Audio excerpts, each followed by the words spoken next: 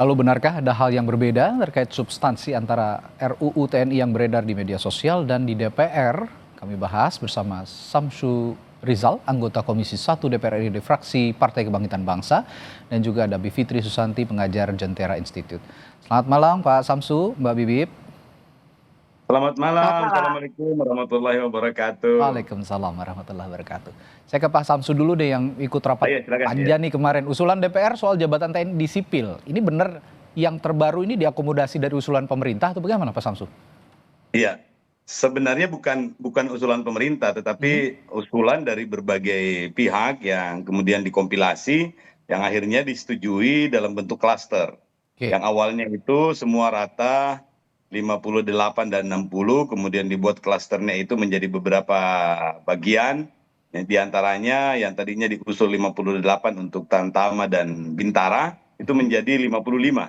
Kemudian 58 untuk perwira sampai di kolonel. oke, Kemudian ya sampai kemudian di bintang 1 59, kemudian bintang 2 60, bintang 3 dan bintang 4 itu jadinya 62.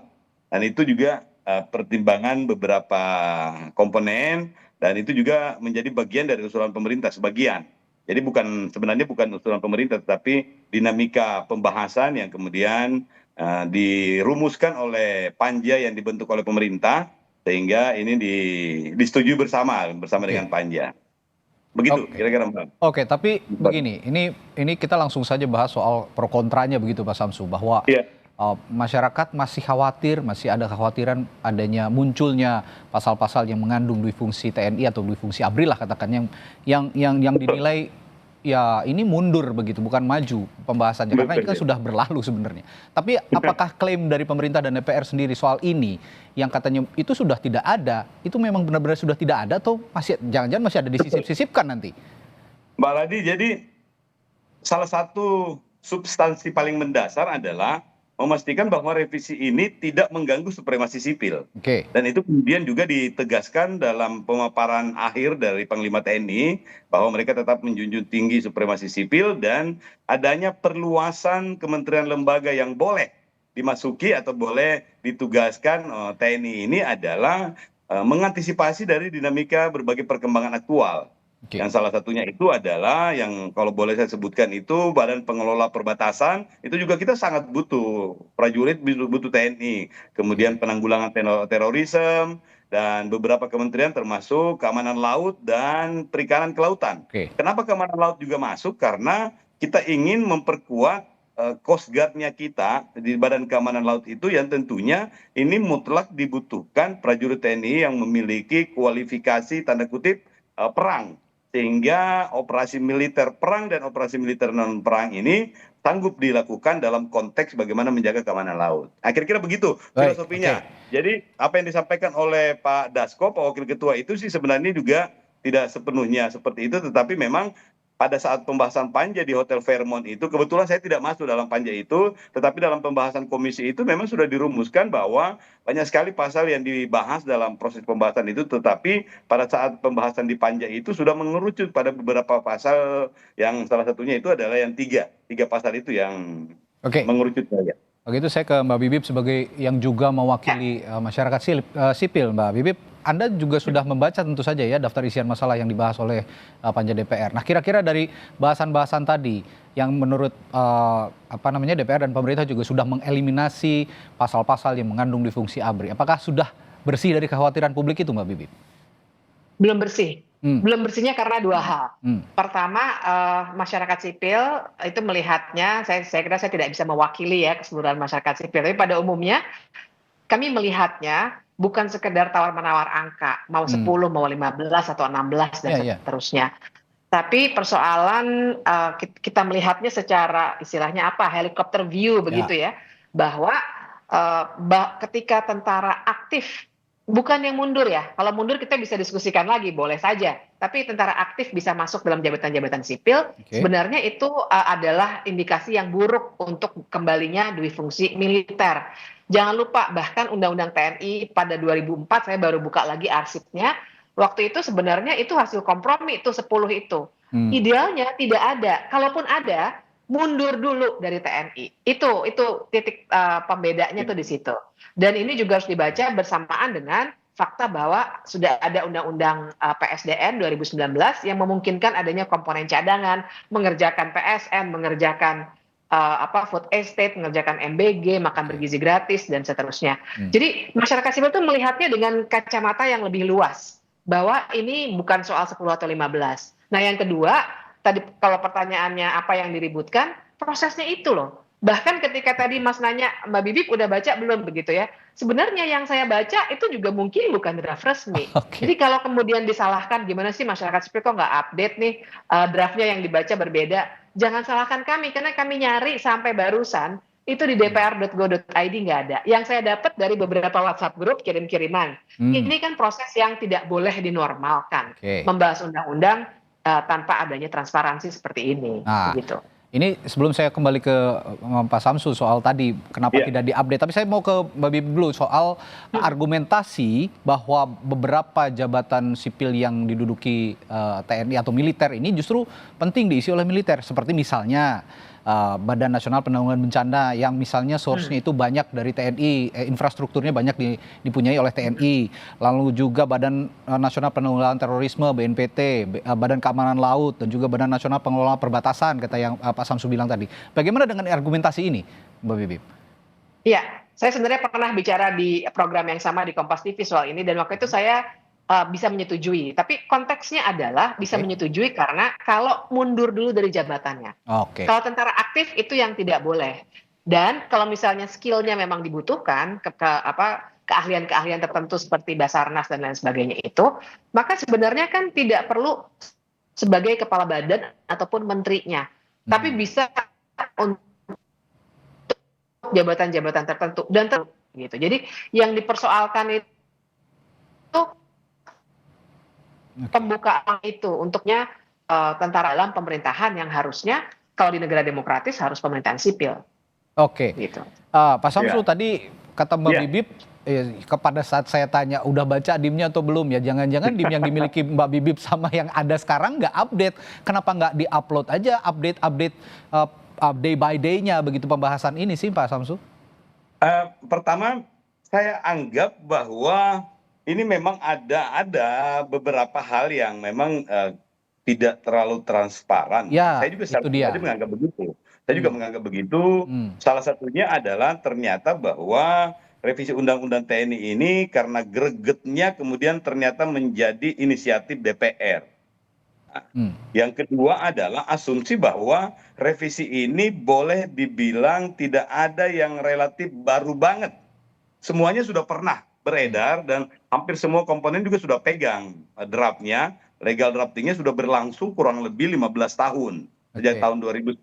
Jadi asumsi-asumsi inilah yang kemudian terbangun dan pada saat rapat itu juga beberapa pasal saya sendiri sudah memberikan catatan khusus.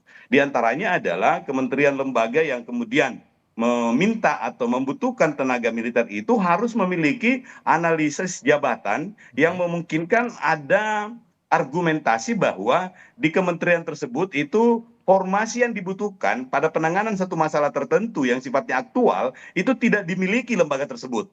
Yang kedua adalah bagaimana supaya open bidding juga tetap, kalaupun juga ada beberapa dari kementerian dari TNI yang mendaftar itu juga dimungkinkan.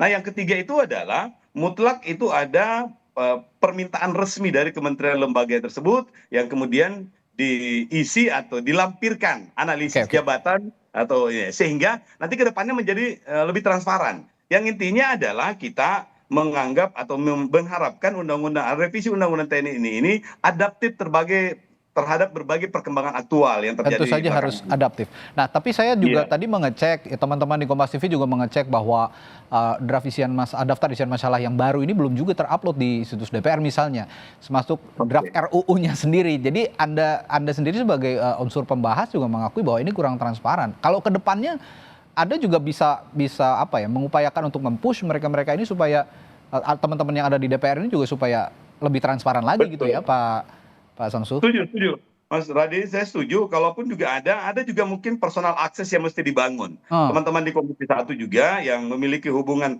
personal atau hubungan jejaring-jejaring yang lain itu juga bisa mengakses. Dan setahu saya, bahan-bahan ini juga dibagikan dan beberapa pembahasan itu sama sekali tidak tertutup. oke. Jadi bahkan beberapa pembahasan-pembahasan di Komisi 1 bisa di cross check kembali, itu ada di TV parlemen juga bisa diakses lagi, dan bahan-bahan ini juga sifatnya terbuka.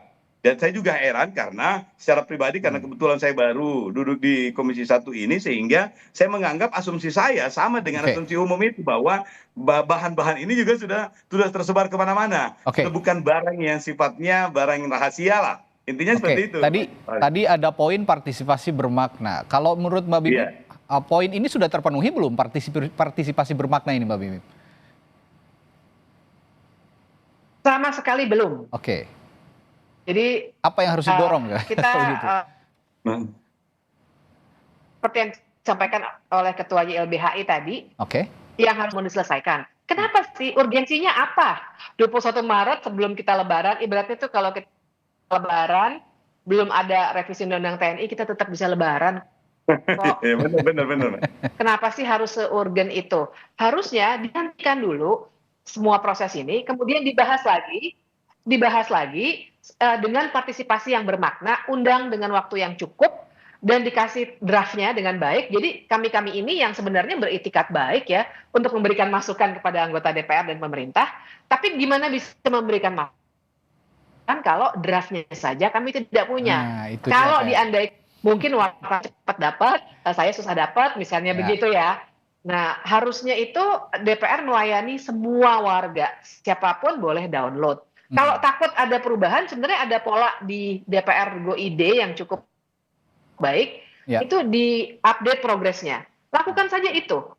Itu misalnya sekarang ini hentikan saja dulu. Daripada kita diributkan oleh banyak sekali persoalan yang memang tidak clear karena ini semua terlalu terburu-buru. Hmm, Saya kira semua sangat ingin punya TNI yang profesional. Oke. Saya cinta NKRI, justru pengennya TNI lebih profesional. Tapi apakah TNI lebih profesional itu tercermin dalam penambahan 10 jadi 15, penambahan jumlah usia pensiun? Kan bukan itu yang kita inginkan. Iya. Tapi yang lebih substantif, misalnya peradilan militer harusnya dibuat, itu yang diutamakan mestinya. Jadi kalau ada indikasi korupsi atau kekerasan yang dilakukan oleh TNI bisa diselesaikan secara sesuai dengan prinsip-prinsip negara hukum. Bukannya itu misalnya yang dilakukan, tapi bermainnya di usia pensiun. Jadi lebih baik yang Oke. dihentikan saja. Kita riset dengan proses legislasi yang lebih baik. Hmm. Gitu. Tapi kalau melihat apa tadi kalau kata Mbak Bibip kenapa terburu-buru, saya juga tanyakan ke Pak Samsu kalau gitu. Apa yang membuat ini terburu-buru sih Pak? Pak Samsu? Oh, sebenarnya Yang membuat ini menurut terburu-buru, kami tadi kalau kata Mbak Bibip kan ini terkesannya terburu-buru, Iya. tanggal 21 harus selesai gitu.